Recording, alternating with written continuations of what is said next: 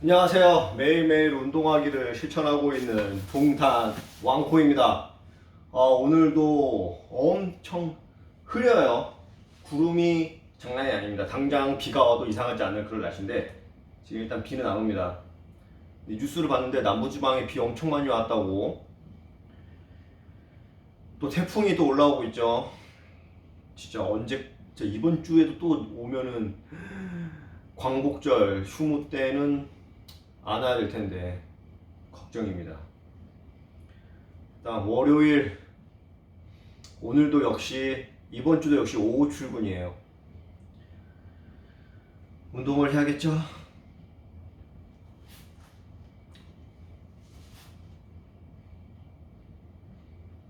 People, technology, service.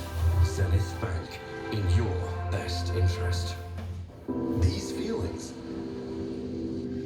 are waiting for you to come back.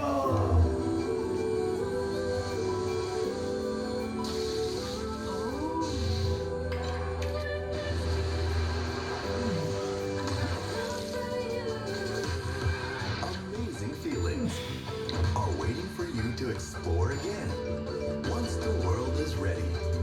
Until we meet again. Amazing Thailand. How important is 1 year in a startup? It's everything. It's kind of life or death for us. 1 year is a century in the life of a startup. Year one is absolutely crucial. It's good to meet you. This month, catch up with the startup scene in Dubai. A year after these young, ambitious entrepreneurs launched their dream to make it big. You like that one? How do they face their biggest challenge yet? I don't think anyone was prepared. No company was prepared for a pandemic. Follow that startup Saturday on CNN. This is a mask. It prevents the spread of coronavirus. This is not a political statement. It's a mask.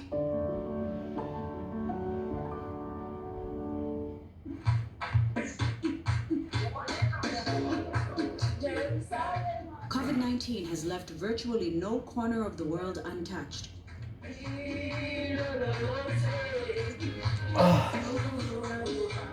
While they wait for restrictions to lift, many of Nigeria's trailblazing female DJs have been using the time to brush up on their skills and come up with innovative ways entertaining online audiences. If you are ready for a playlist of your life, if you're ready for Africa's #1, let me see that fire emoji right now. Let's go! Among many other things, Switch says she has used the time to write some new material.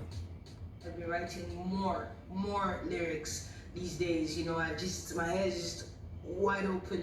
Lyrics are pouring out. For you right now. I did trip for you even when you sleep, but I know you had to wait. I did start my day when you start your own. No, I know about that.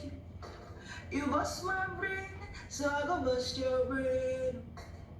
What did it? What did it? Yeah, I've just been doing more of that, just writing and just having a blast. Absolutely.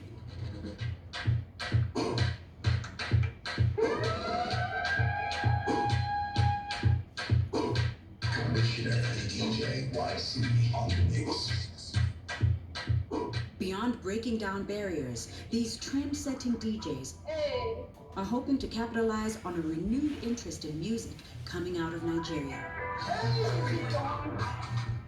African, everything has exploded. Our music, our fashion, our culture, our films, our individual, our advocates. It's just the best time ever. And so there has been some development. I think, honestly speaking, a lot of people not only have become more curious about Africa, a lot of Africans have actually accepted their cultures more. I've been lucky enough to travel around the world, and more people identify with being African than ever, and that feels really good. People are more curious about their appetites, about where their roots are.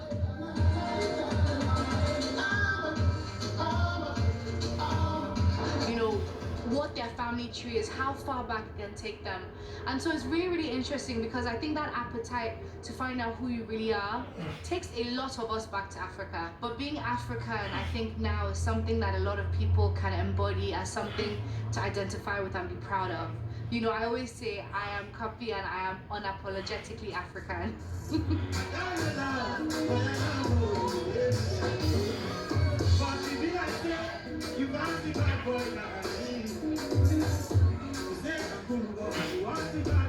아이고 더워. Nigerian music industry, they are, let me just use the word, they are unique, the sounds are unique. So they are really doing well, they are bringing out their best. You see, they deliver with emotions, passion. So I feel the musicians are really hungry to be global, and we're global now. So that's it. Unique sound. So you do anyhow. You will see anyhow. I think the interest in Nigerian music is because of the diversification of creativity. We are not particular about a particular genre of music. We just vibe. We just work with the situation around us and just try to be happy. That is what the entire Nigerian music industry revolves around. Everybody just wants to feel good, just good vibes, just good energy. And people want to plug into that because we all know everything happening. Everybody has things happening in their life and they're just looking for that distraction. And that's what the Nigerian music factor does to you. It takes you away from your regular problems and sort of, puts you on good vibe. I think that's why people are beginning to recognize that and they're beginning to want to be a part of that, because who doesn't want to be a part of that? That feel-good resulted in international attention. Before COVID-19, Afrobeat's biggest names were in huge demand, playing at music festivals around the world.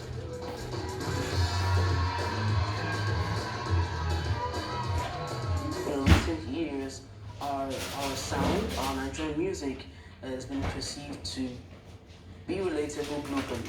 Looking at the likes of Burna Boy, Wizkid, Davido, Yemi Alade, Tiwa, and a couple of others out there, they've been able to infuse Afro music and Afro beats and the sound and culture and put that across the globe. Infusing Afro beats with my body of art is how I feel I get to dish out my skill best.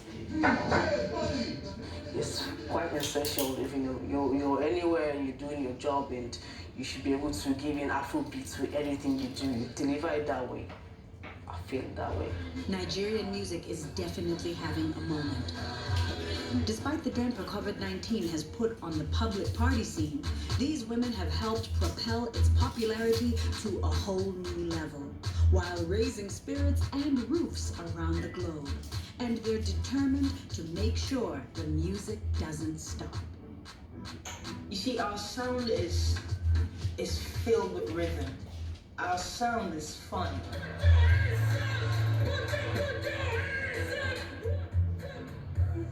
Even if you're having a conversation somewhere and you're hearing like an Afrobeat song playing, your body just starts to move on its own.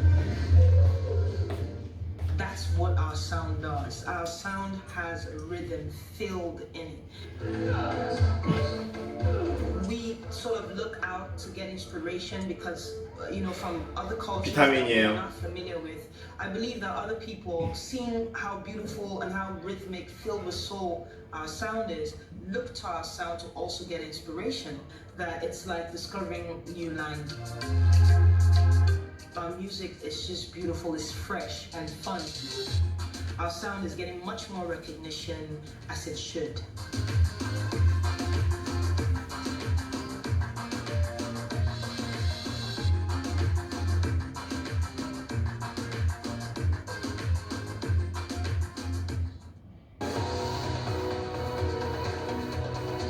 Inside Africa, in association with Zenith Bank.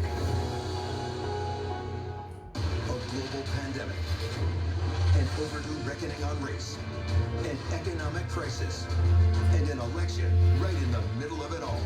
The 2020 conventions are coming. The Democrats. This election is about decency, it's about honor, it's about restoring dignity. The Republicans. I will proudly defend and protect the workers, families, and citizens of the United States of America. The 2020 convention starts August 18th, only on CNN.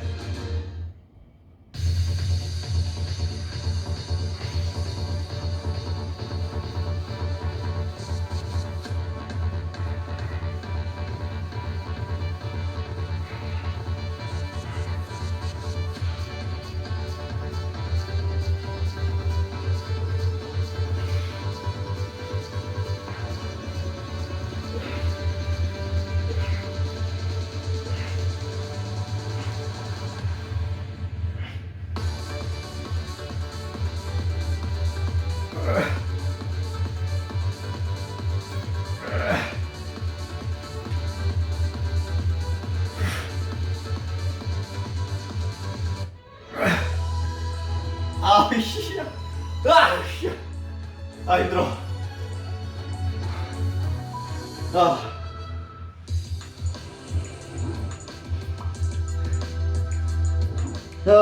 When you travel the world, make sure the world travels with you.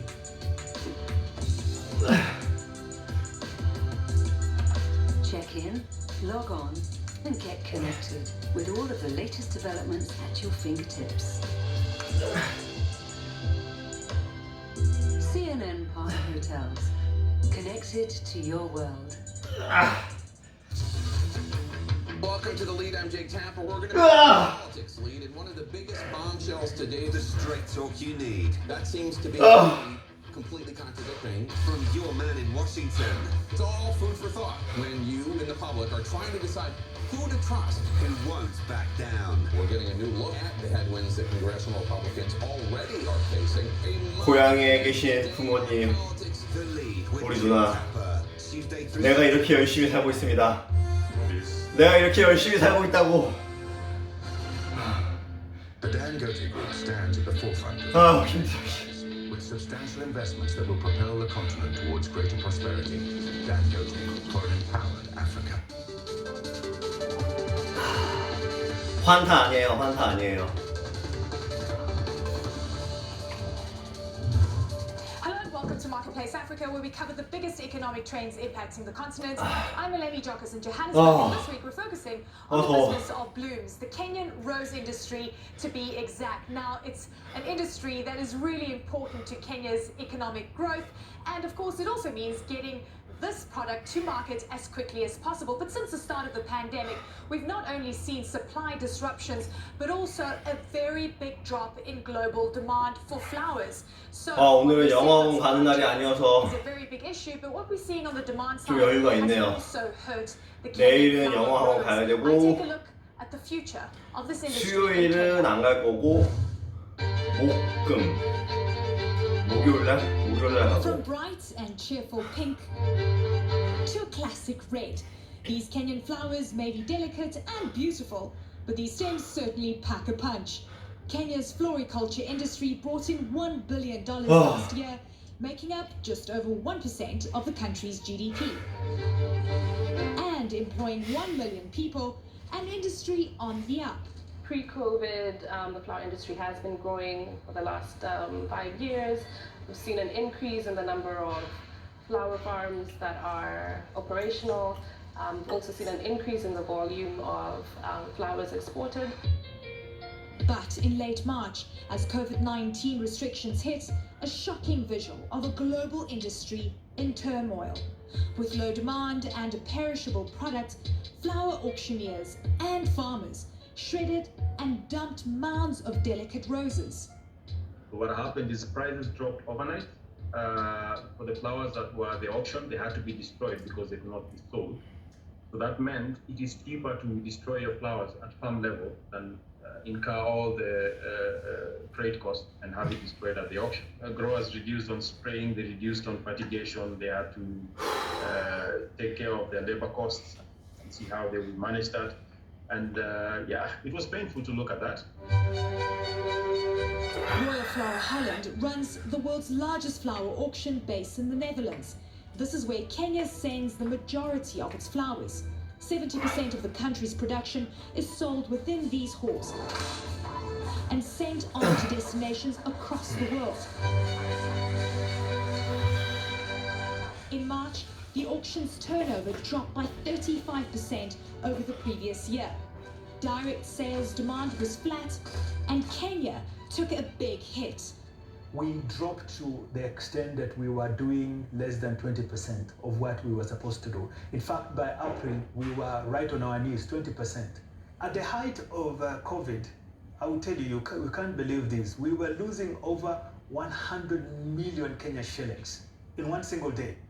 Really, really huge. You know, we are talking about $1 million US dollars per day. Black Tulip Flowers Group is one of Kenya's largest exporters and sells directly to clients, bypassing the auction. Roses, birds of paradise, fields of baby's breath. The company's typical production is about 500,000 stems a day. And then is that all destined for the export market mostly? Of course, Kenya is not a market for cut flowers, and whatever we produce here is meant to export. Either it is exported into Middle East or into Europe or rest of the world. From Kenya to South Africa, this is my local Woolworths here in Johannesburg.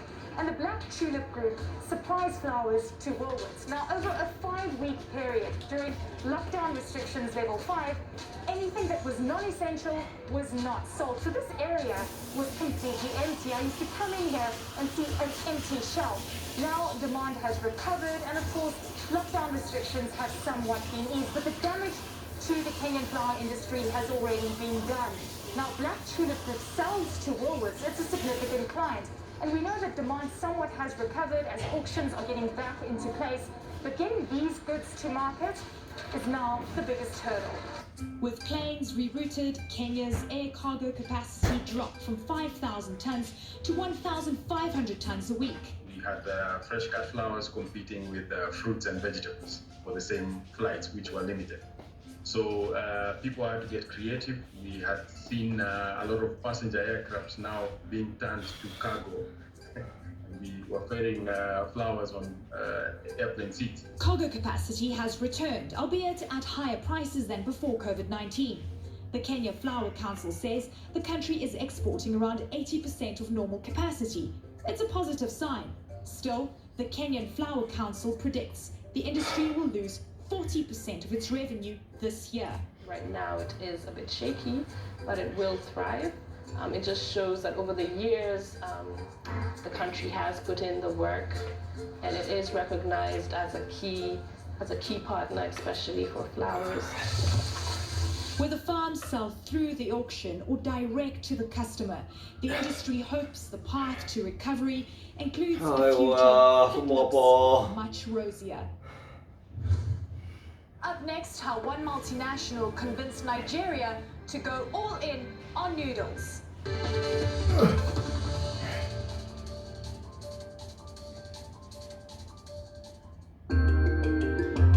Dango Tea for an empowered Africa.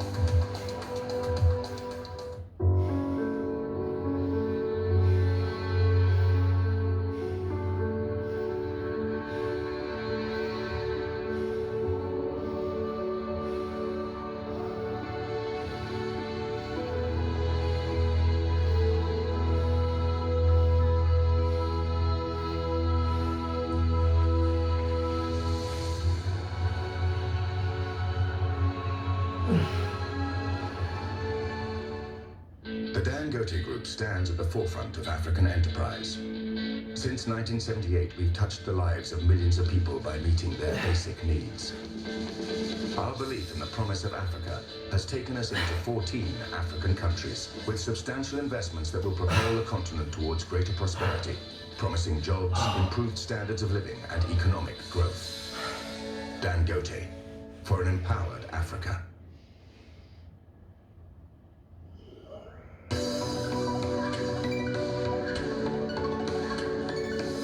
The Profit Point, in association with Dangote. Welcome back. Tapping into the African consumer is for many companies a vital part of a growth process for multinational companies. And one company that was founded half a century ago in Indonesia, getting to the African market has been absolutely vital. I caught up with the CEO for West Africa at the Tolaram Group, Pawan Sharma, to find out what they have in store for the continent next.